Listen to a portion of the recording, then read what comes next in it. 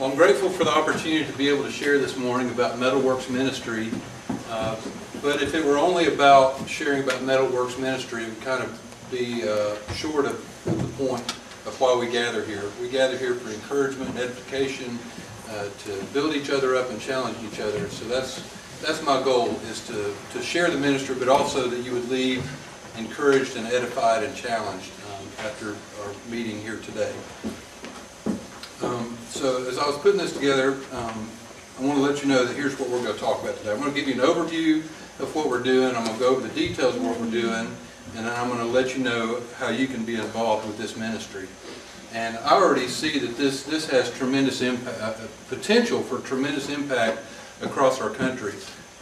On Friday, Julie called me as they had a job and said, "Come meet us for coffee." So I met them for coffee, and I took my video camera because I wanted to capture some video of young men, and do they know if they're men or do they think they're boys. And so Angela got a little bit embarrassed when I said, "Okay, there's a guy sitting over at that table, I'm going to go talk to him." And so I went over to talk to him, and I asked him 3 questions. How old are you? Are you a man? And what's it mean to be a man? And so after we did the session, come to find out he's a seminary student, so he had all the right answers, which really wasn't what I was looking for. But the interesting thing was, after our conversation was over and I started to leave him, a cute little girl was sitting at the table about his age, just across from him. She said, "What was the name of your ministry?" And I said, "It's MettleWorks Ministry," and M-E-T-T-L-E, and what that stood for. And then she looked at him and said, "Well, I'm from Tallahassee too." And so as I left, they were kind of moving closer to each other, so we might have already brought a marriage together. So I think we have tremendous opportunity with this ministry. So, and as I was putting things together, it seemed like I was throwing these trees and trees and trees and trees, and I was kind of forgetting to picture the forest. So I want to give you a picture of the forest. In our country and in our culture, there's not really a time, event, or ceremony where we tell our boys that they're men. And as a result of that, I feel and have observed that there are a lot of boys in their 20s and 30s that should be men. And I think a large part of that is because we don't have a time in our country and culture where we have trained them and had an opportunity to say, "Okay, it is time for you, 1 Corinthians 13:11, put away your childish ways and act like a man now." So that is the basis for this. And you know, there's really not a shortage in our country and culture for guys to get some kind of affirmation that they're men. You know, whether it's through pursuits with women, or tattoos, or body. You know, there's all kinds of ways that they can be affirmed, but that's not none of those are the right ways. And so, you know, as Mike was saying, our fear and our strength needs to come in the Lord. Our fear doesn't need to be of our fellow man. And so one of the important things, you know, for me as a first-generation Christian father, I'm learning things in my 30s and 40s and now 50s that I wish I would have been told and taught when I was 16 to 19 years old, so that I could have been more prepared to deal with marriage and being a dad and those kind of things. So you know, one of the main messages is that our strength needs to come from the Lord. And so I want to share with you several verses this morning that are related to having our strength come from the Lord. Isaiah 40:28-31 says, "Have you not known? Have you not heard? The Lord is the everlasting God, the Creator of the ends of the earth. He does not grow faint or grow weary. His understanding is unsearchable. He gives power to the faint. And to him who has no might, he increases strength. Even youths shall faint and be weary, and young men shall fall exhausted. But they who wait for the Lord shall renew their strength. They shall mount up with wings like eagles. They shall run and not be weary. They shall walk and not faint." Isaiah 41:10. "Fear not, for I am with you. Be not dismayed, for I am your God. I will strengthen you. I will help you. I will uphold you with my righteous right hand." 1 Chronicles 16:11. "Seek the Lord in his strength. Seek his presence continually." Exodus 15:2. "The Lord is my strength and my song, and he has become my salvation. This is my God, and I will praise him, my Father's God, and I will exalt him." Philippians 4:13, I can do all things through him who strengthens me.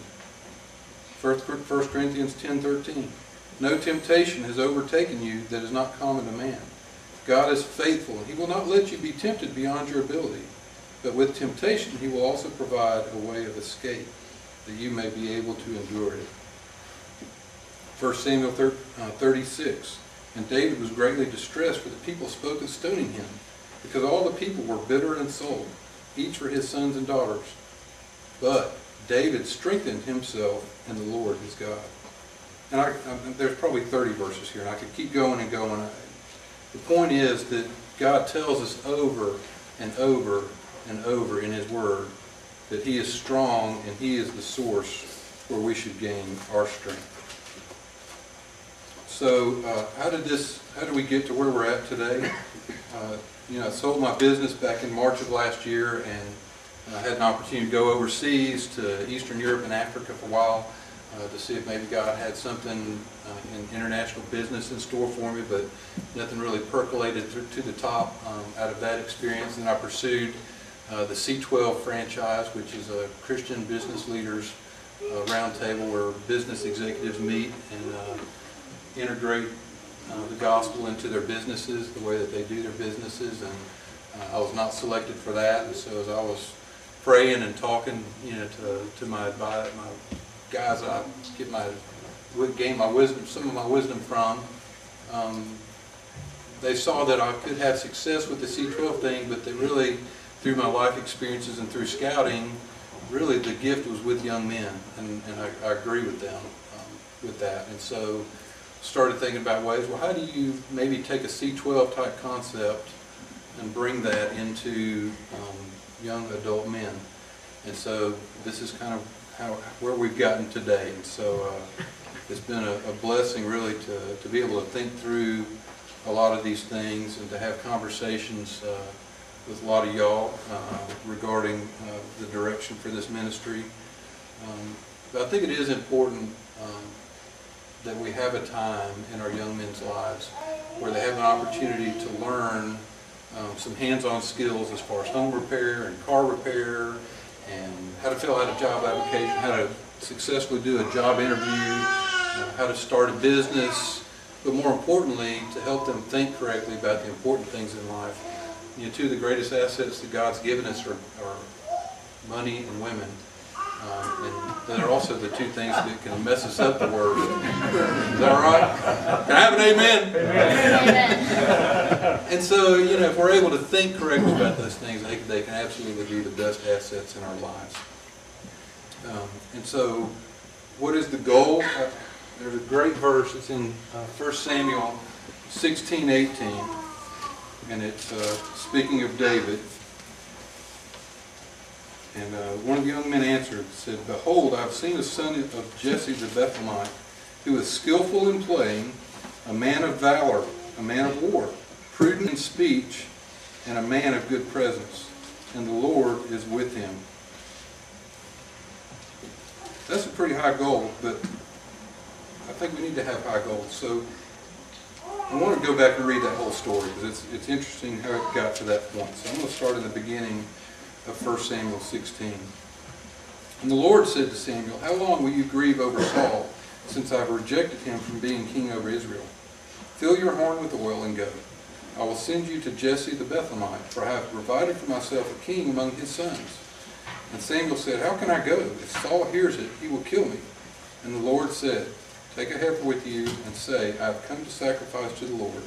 And invite Jesse to the sacrifice, and I will show you what to do. And you shall anoint for me him who I declare to you. Samuel did what the Lord commanded and came to Bethlehem. The elders of the city came to meet him trembling and said, Do you come peaceably? And he said, Peaceably I have come to sacrifice to the Lord. Consecrate yourselves and come with me to the sacrifice. And he consecrated Jesse and his sons and invited them to the sacrifice. When they come, he looked on Eliab and thought, Surely the Lord's anointed is before him. But the Lord said to Samuel, Do not look on his appearance or on the height of his stature, because I have rejected him. For the Lord sees not man sees. Man looks on the outward appearance, but the Lord looks on the heart. Then Jesse, called Abinadab, and made him pass before Samuel. And he said, neither has the Lord chosen this one. Then Jesse made Shammah pass by, and he said, neither has the Lord chosen this one. And Jesse had 7 of his sons pass before Samuel, and Samuel said to Jesse, the Lord has not chosen these. Then Samuel said to Jesse, are all your sons here? And he said, there remains yet the youngest, but behold, he is keeping the sheep. And Samuel said to Jesse, send and get him, for we will not sit down until he comes here. And he sent and brought him in. Now he was ruddy and had beautiful eyes and was handsome. And the Lord said, arise, anoint him, for this is he. Then Samuel took the horn of oil and anointed him in the midst of his brothers. And the Spirit of the Lord rushed upon David from that day forward. And Samuel rose up and went to Ramah. Now the Spirit of the Lord departed from Saul, and a harmful spirit from the Lord tormented him. And Saul's servant said to him, behold now, a harmful spirit from God is tormenting you. Let our Lord now command your servants who are before you to seek out a man who is skillful in playing the lyre. And when the harmful spirit from God is upon you, he will play it, and you will be well. So Saul said to his servants, provide for me a man who can play well and bring him to me. This is where our verse comes in. One of the young men answered, behold, I have seen a son of Jesse the Bethlehemite, who is skillful in play, a man of valor, a man of war, prudent in speech, a man of good presence, and the Lord is with him. Aren't those things we want to have said about us and our sons? Especially the last one, the Lord is with him.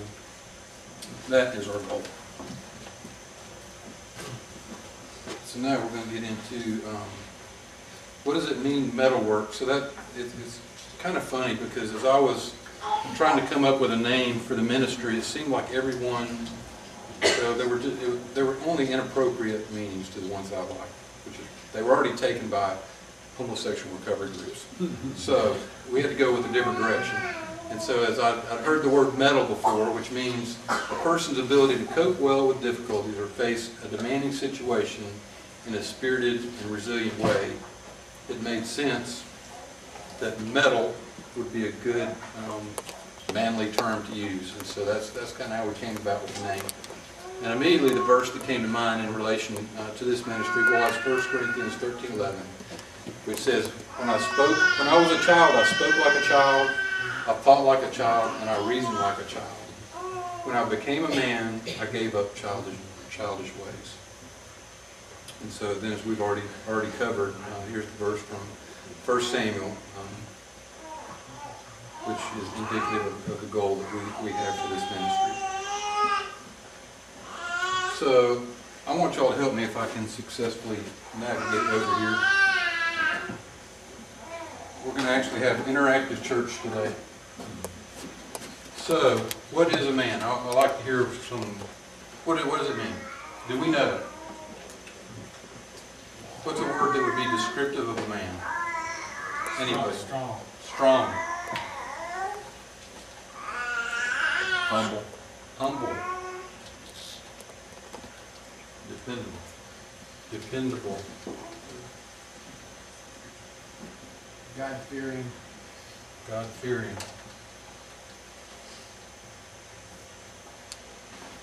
Responsible. Is that provider? Provider. Hopefully good rider is not one of these. Responsible. Responsible.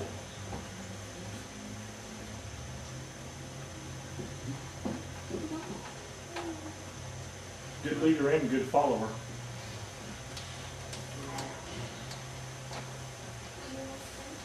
Protector.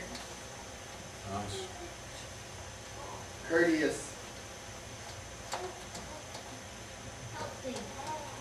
Holy.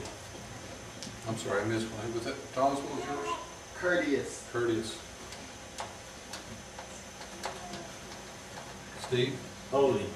Who? Holy. Holy. Thank you.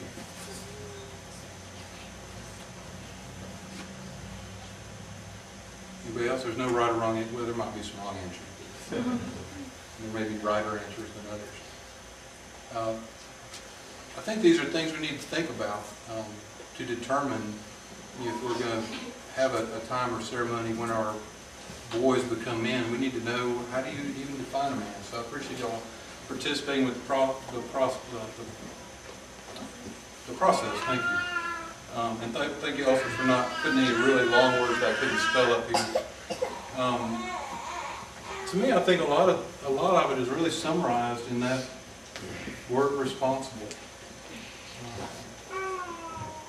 So these are good, and I'm going to keep these to integrate as part of our teaching. I wanted to get some more expertise.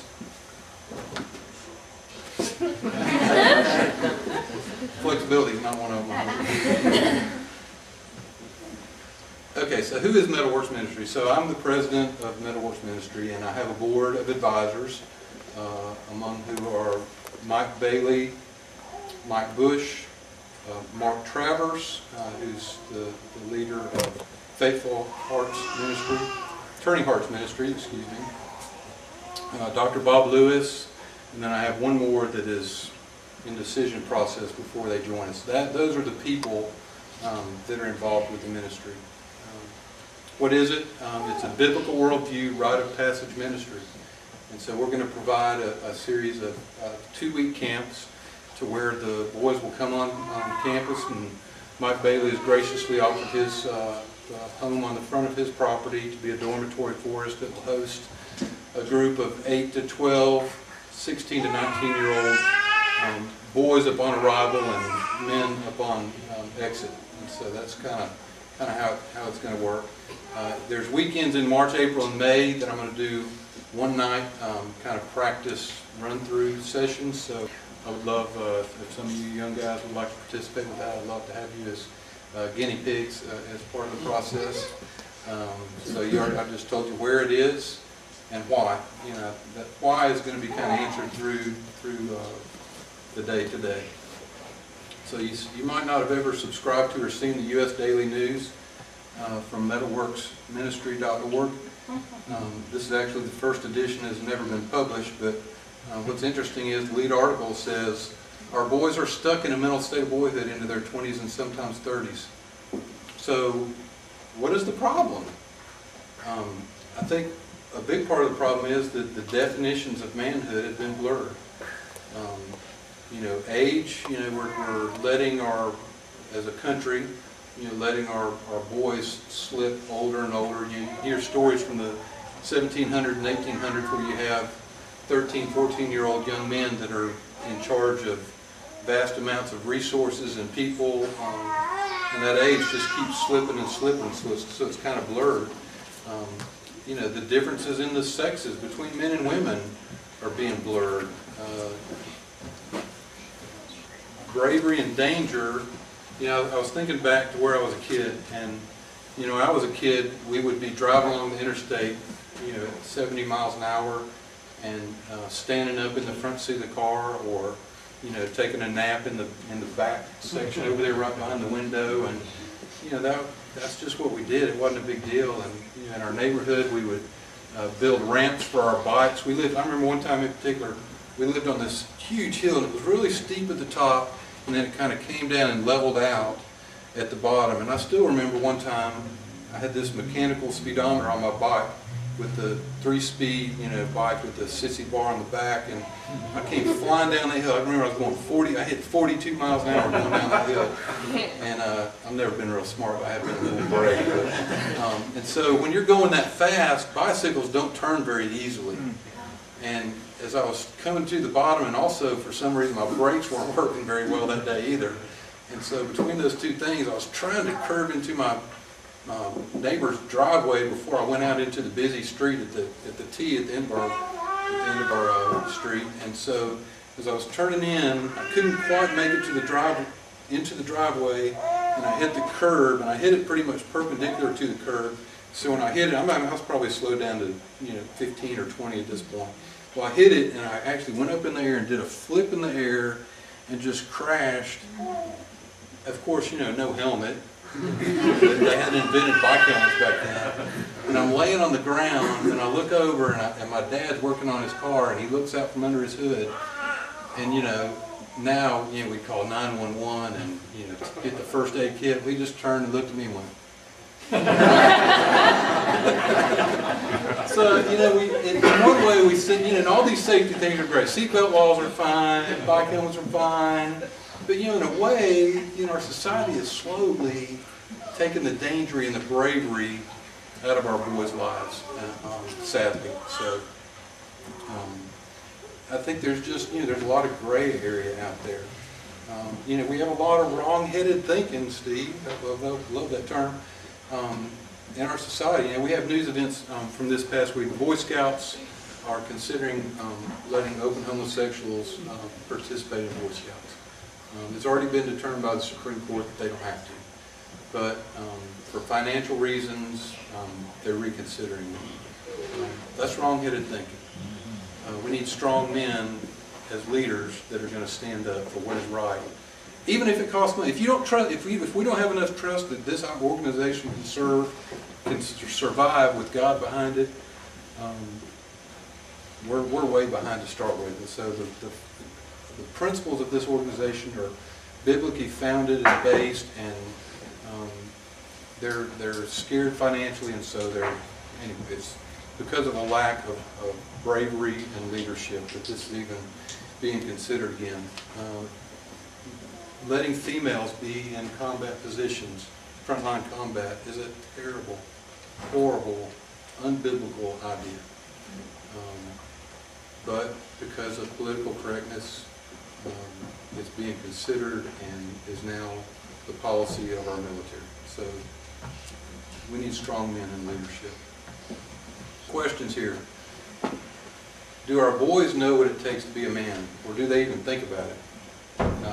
Do they care? If they know and care, have we trained them and told them that they're men and gotten them headed in that direction?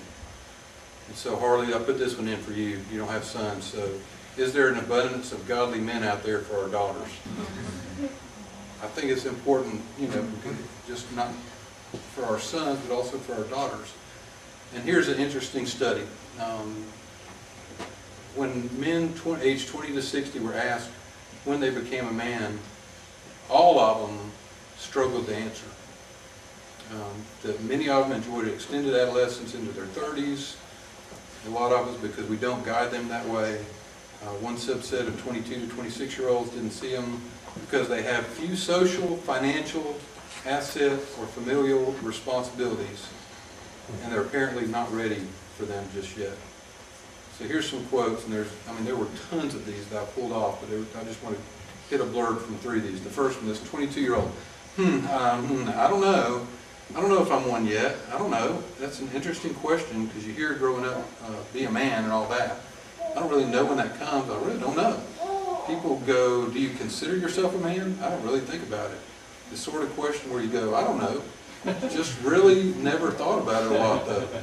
I wasn't really looking for anyone to show me when I was younger. Like, I really didn't think about it. Just sort of grew up. So it's just, ooh. Right, here's 26-year-old, the last part of their statement. Like the men who are telling me to grow up and be sensible, if that's what growing up is like, I don't want to. Well, we don't want that guy marrying our daughter, do we? Here's Darren, 26. I don't know, in some ways, I'm still not, because I still like being a boy and mucking around. Let's see. The reason, or one of the factors, there was not a rite of passage. There wasn't a time in their life where they said, okay, you know, it's time to put away your childish ways and act, think, and reason like a man. Dean, have you thought anything about the notion of adolescence itself in response? That word doesn't work. That's not a word. There's no time. I don't see any biblical foundation for a time where you can just be irresponsible.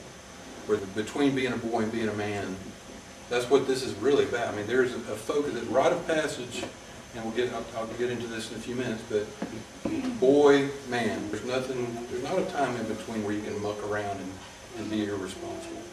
So no.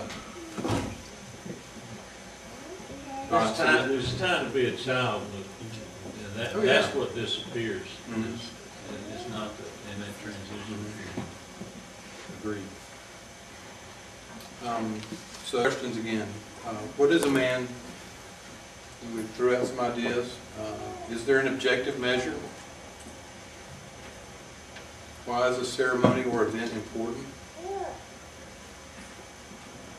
Can't we just continue the norm? And why is this an important issue? Why do we need men to be men? You know, the studies are out there showing, I don't know the exact percentage, but it's some, remember last summer they told us it's 70%, 80%. I mean, it's a really high number that guys in their late teens, early 20s just leave the church.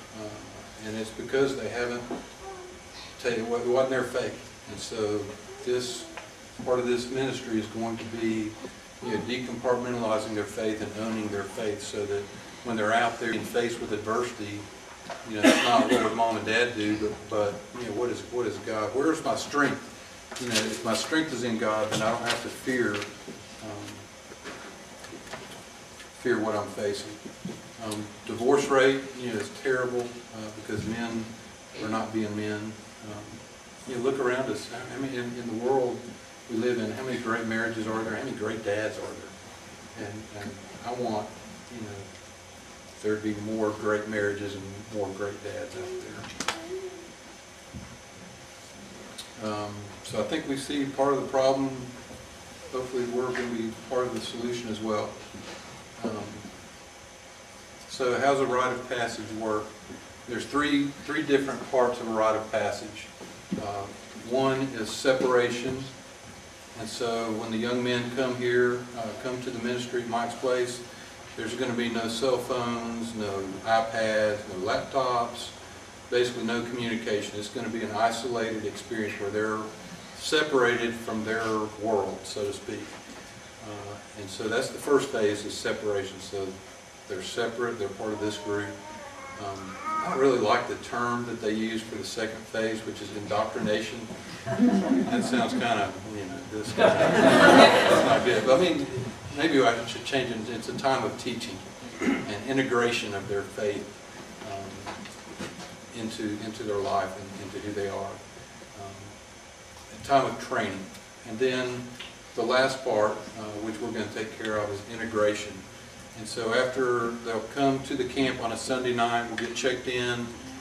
It's not going to be a real fun camp. It's going to be a fun camp in a way, but it's not designed for fun. It's designed to help transition boys into men. So there's going to be a lot of really hard things. There's going to be a lot of challenges. Hopefully it's going to be hard enough that some of them want to quit, but they don't quit. So it's going to be really hard.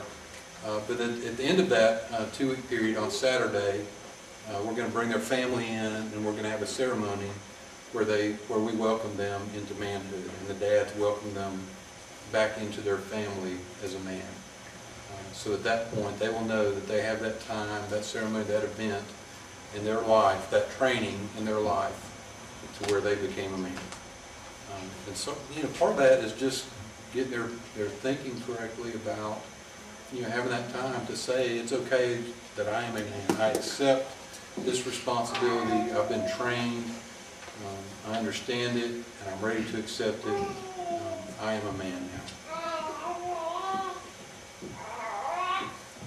We want to do it right. I mean, it's so here's kind of a schedule, which really is not going to be published. So you guys are getting an inside look here that most people won't get. So, you know, over the period of 14 days. Besides sleeping, there's a little tiny bit of free time on some of the days, but we are really jam-packing a ton of information into this camp. And really the problem is we don't have enough time. We have more things that we want to teach and experience than we have time for, so we've kind of had to whittle down and make it the most important things that actually get onto the schedule. So you can see, like on the first day, on that Monday, we're going to wake up, we're going to have PT, they're going to cook their own breakfast for the group. We're going to go through a longer process of what we did today, defining manhood. We're going to start developing a personal mission statement. What are you about? You know, if we don't have a goal out there, if we don't have a vision of where we want to be, we're just going to wander aimlessly to get there. So we're going to help them. And this is kind of a process also to come up with, upon arrival, what's their personal mission statement. And then we're going to refine that over the 2 weeks and come up with a final mission statement at the end of things. We're going to go through the personality test and results. it's really important to be successful in this life is to be an effective communicator. And so part of being an effective communicator is understanding who you are, but more importantly, understanding how other people are and how you're going to have to relate to people that have personalities that are different than yours. We're going to have some team building with a low ropes course. We're going to do some goal setting. There's actually a whole hour of free time on the first day. I don't know who put that in there. What's the Shark Tank? The who? Shark Tank. Oh, Shark Tank. That's a TV show about entrepreneurs. Oh. They have some investors that come in and people present their products, so it's part of the entrepreneurship. Yeah, you better explain that. Yeah. Swimming with the sharks, baby. Only the strong swimmers are going to survive this thing. We're going to learn about how to study the Bible. We're going to learn about how to do family worship. We're going to learn about money, entrepreneurship. Yeah, Shark Tank is a TV show that I've really gotten to enjoy. Alan's a fan as well. You know, how to do job interviews. Some of these are, and actually, I'll share with you, we had a family in our church, and the mom and son were driving along the road together and had an opportunity to discuss what we were doing with MettleWorks. And he said, you know, that's really fantastic, and I love it, and I think I would really like to go to that, but really, you know, my dad has already taught me all that stuff. So what a compliment to that dad. But I would still encourage somebody like that to come, because this is kind of a finishing school opportunity where they will have that time in their life where they can look back and say, this is the time, you know, that I went through that rite of passage opportunity. Home repair, car repair. One of the Saturdays we're going to go on a hike, challenging hike. Then you can see, I guess I'll put this up there for the middle section there is the lessons from Bonhoeffer, Mandela, Good to Great, Nehemiah, Daniel, Joseph, Saul, Paul, and David. So we're going to have some opportunities to study some leaders and people that are of great influence. So the long-term vision is not that this is, again, not at all about Dean, but that this is about helping our next generation of young men to become men. So long-term, I would love to see this become that there would be a regional or even a state MettleWorks for every state in the United States, so that this vision would grow and expand and be available, you know, for guys all throughout our country, maybe eventually through the world. So we're just praying that if God is in it and that's where He wants us to be, that He'll bless that and that we will be able to grow and really have an impact on many generations of young men in our country. So, how can you be involved in help? There's really 3 groups that I would love to partner with. I'm going to leave some business cards, and since, you know, we're new, we don't have the fancy shiny prayer cards for you to put on your refrigerator yet. But I'm going to put these business cards up here next to the offering box, and if you would please come and pick up a business and let that be a prayer card that you could put somewhere that every day as you walk by and see that you would offer a prayer for MettleWorks and for me as we're working to get this started. So I would be very grateful for that.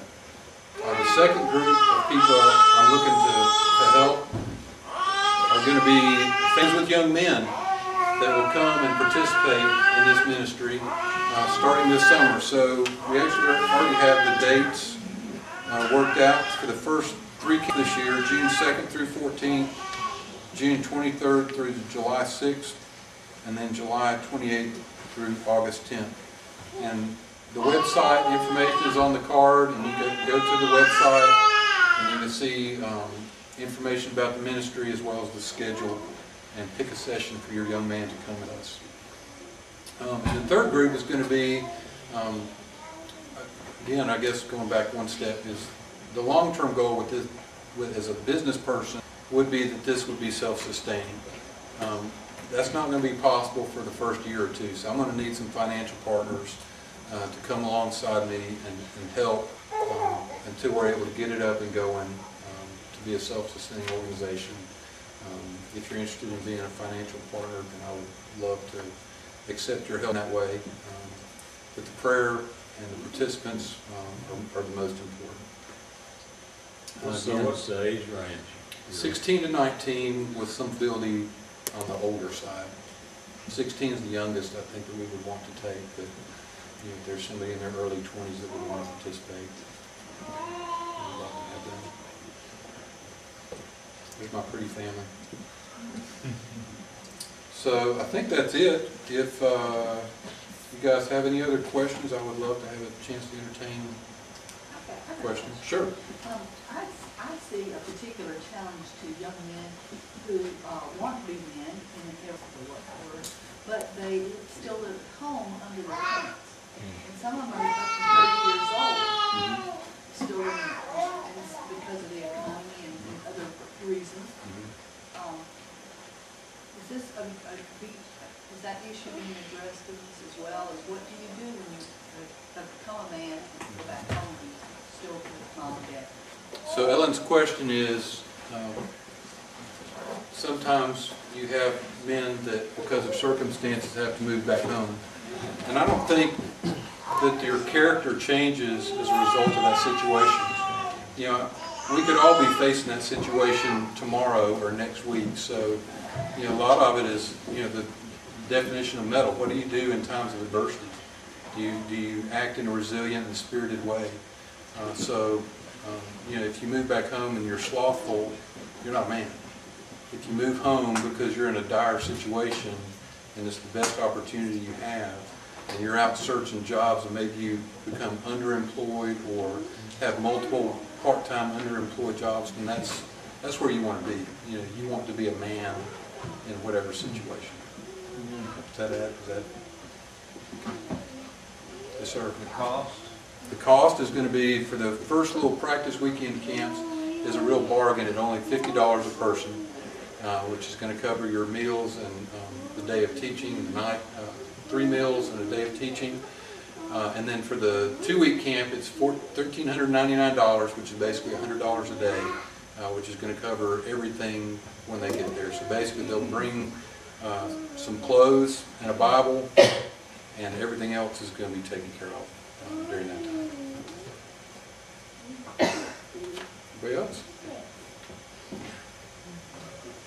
Yes, sir. For lack of a better term, I'm going to use marketing, but how are you marketing this out, like to other churches, or what's your plan there? Y'all were my guinea pigs for the first time to be able to present what the ministry is. I'd love to actually get some feedback, you know, see things that maybe need to be incorporated into the presentation. I've talked to a couple at Brook Hills to see if I can get in to talk with some of their small groups over there. We do have a website presence. I've got an email list that I'm going to be sending out a constant contact email list and word of mouth right now.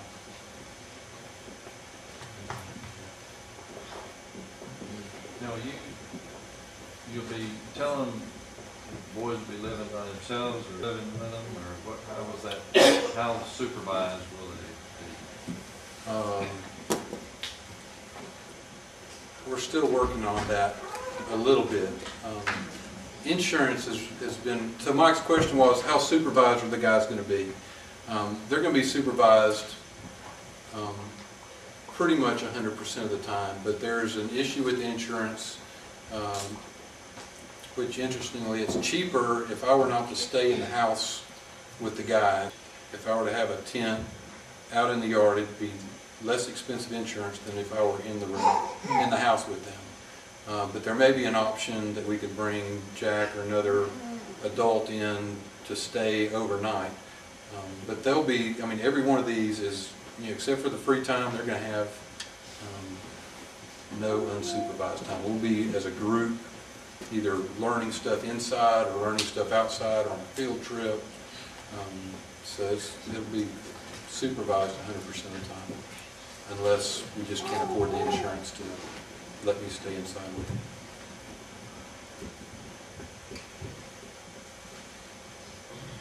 Anything else?